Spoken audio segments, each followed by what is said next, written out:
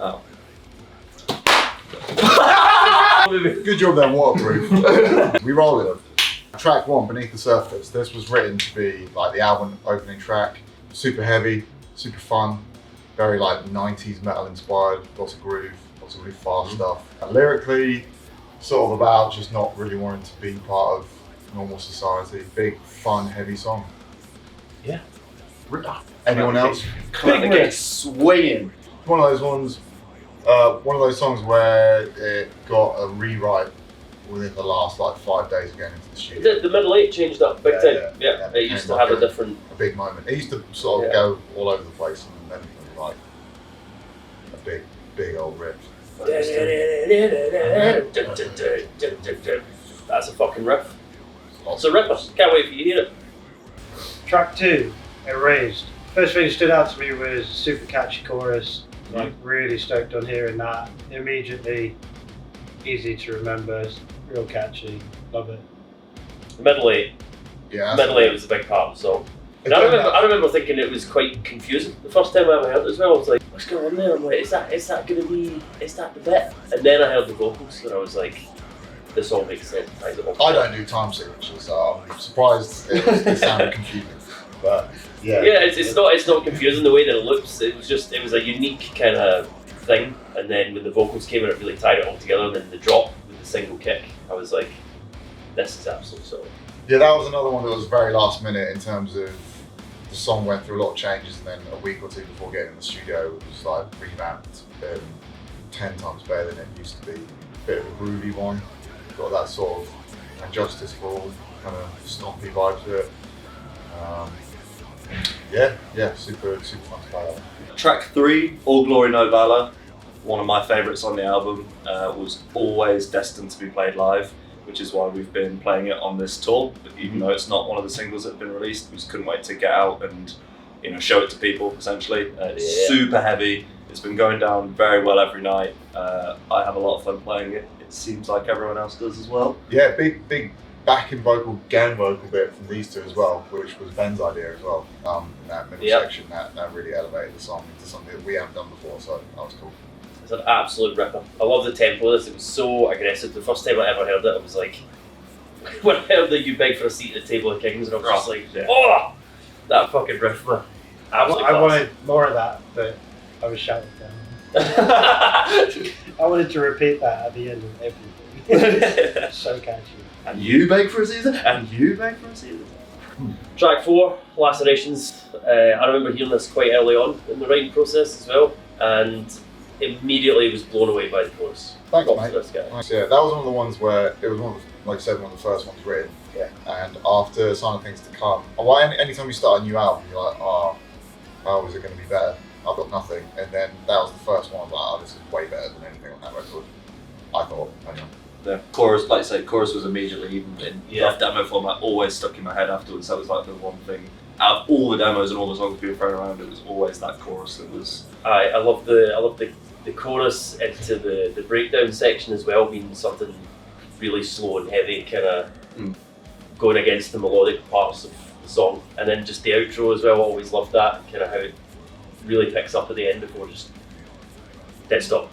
It's an absolute belter. Track 5 is called Mirror Mirror. This one's a super stompy, kind of groove metal, very 90s inspired kind of song. Just a fun kind of stompy riff, some like death metal tinges. Again, I can't wait to play that one live. We haven't actually rehearsed it yet as a band, but that should be fun. Yeah, that's going to go down really well. Remember it caused a little bit of, I don't want to say controversy or anything, but there was some discussions first about the chorus and all that. The chorus?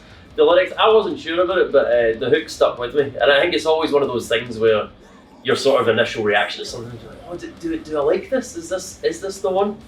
And then it really grows on you. And I think being in the studio all together and putting the drums down to it and hearing the song kind of gel, because there was the middle 8 kind of developed as well over time. And now it's a standout in the album for me. If I'm letting somebody, I've been giving some friends some sneak peeks, I'm like, check this one out. Always goes down a treat. Track 6, Fed from the Guillotine, was a late submission. I thought Josh was far too busy finishing off vocals for everything else, but I sent over a version of Sped from the Guillotine, and I was really stoked when Josh sent it back with vocals on. Absolutely took it to another level, reworked it, put the Sylosis stamp on. I wasn't sure if it would quite fit the kind of sound that the band already had. It's always a challenge kind of writing what it still feels like quite a new band to me to be a part of. But yeah, super stoked. Yeah, I think it's cool because it fits the Sylosis vibe. It's kind of got that death metal influence, very thrashy, but it's come from Ben, so it's like it's going to have a new, fresh sound to it because it's come from a new guy in the band, some fresh blood. So that was cool. Like the front half of the song is pretty much Ben, and then I stuck a few bits at the end, so it was a very collaborative effort. And again, I think people that have heard it, they point that one out. Yeah. And have said like, that song rules. So I feel like it's drawn out some good stuff from you. Like I love your vocals at the end of it. It's just so aggressive. I can't wait to play that and see what people. Yeah. I could definitely wait to play it. I think it's one of the fastest songs that's been written for quite a few albums, so I could wait, to be honest. But cheers, Ben. Bathbeat. Track 7? Track 7. Can't count that. Adorn My Throne.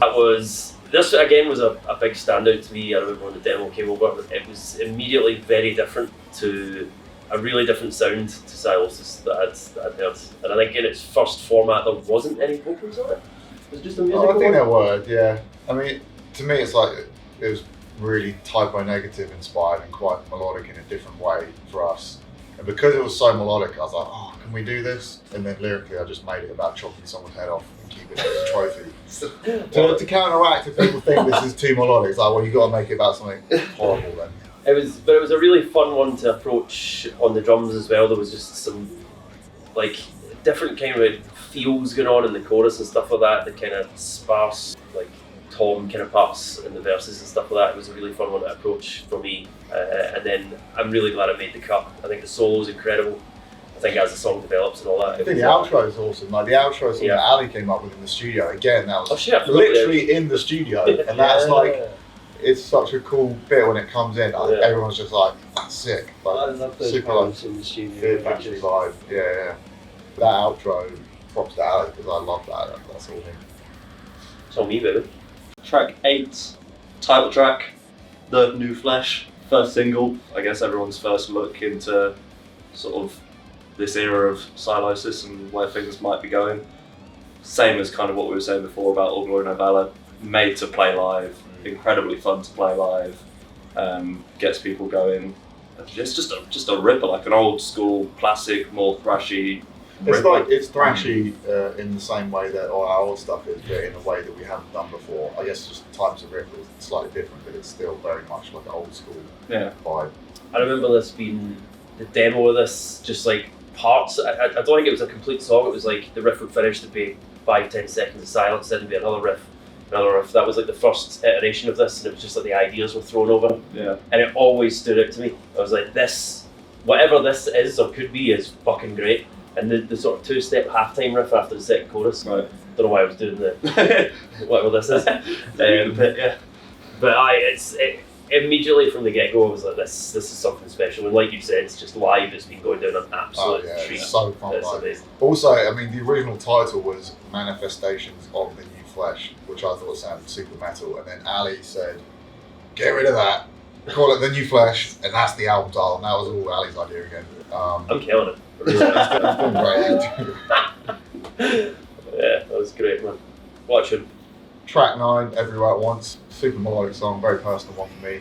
Essentially just about how hard it is to be a father with kids at home touring.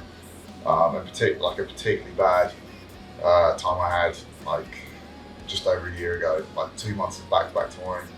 Me and Ben both got sick on that tour. I had a lot of like anxiety and panic attacks around traveling after having been in a bus crash last time in America. So it's a lot going on in that song for me personally.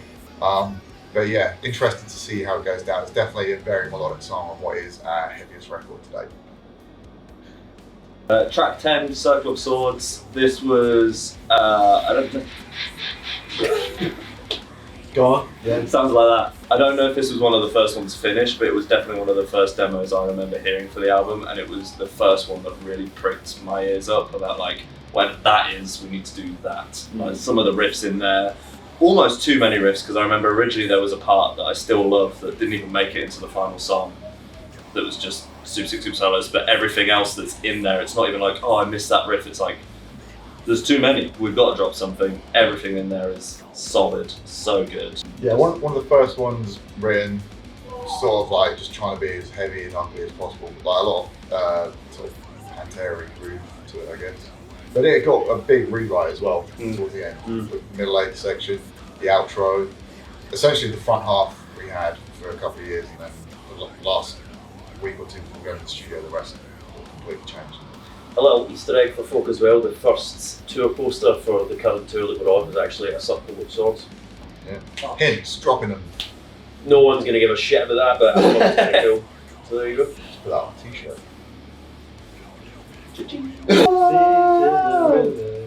I mean, yeah. It's got the fucking wrestler metal riff and stuff. Oh, yeah. yeah. Track 11, Seeds in the River, big chorus, there's some backing vocals with all of us. Great time recording that in the main, I guess, hall. Would you call it a church hall? Yeah, chapel. Major studios where we did the drums. Yeah, really sick, like doing the vocals in that room. Big chorus, like kind of melancholic kind of feeling, kind of get to the end. It feels like a perfect last song on the album. Yeah. It kind of leaves you feeling unfinished to me so much that I just would want to start the album again. I love how that develops, man, that middle 8, and the outro, the whole, just the chords of it all, the size of it, do you know what I mean? It's a big track. It's got elements of like earlier Sylosis melodic stuff that would like on Edge of the Earth, more like that twin guitar stuff and kind of melodic stuff, but also in a new way. Lyrically, it's just about just getting older and like, you know, friends dying and just coming to terms with how much time you have left, mortality and stuff. So that's kind of a melancholic song. So I'm happy. A nice happy note to end on. Yeah. We're all getting old, but we're still here. If you don't have a copy ordered yet, order it now. Sylosis-band.com. Vinyl, CD, Got whatever new you want. flesh. Big!